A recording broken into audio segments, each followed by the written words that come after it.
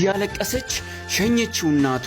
የምትሰራው ነገር ስላጣች ምሳውን ምንም አልቋጠረችለትም ነበር። ልጁም ቀስ ብሎ ከፍቶ አየና ምሳ እንደሌለውም አወቀ። በጣም አዝኖ እንደተለመደው አንገቱን ደፍቶ ወጣ። ከተማሪዎቹ ጋርም ለመመሳሰል ውሃ ጠጥቶ ገባ። ሳይበላህ በልቻለሁ ብሎ በጣምም አዝኖ ቁጭ ብሎ ከጥቂት ደቂቃ በኋላ የምሳ ዕቃውን ሊያስቀምጥ አነሳ።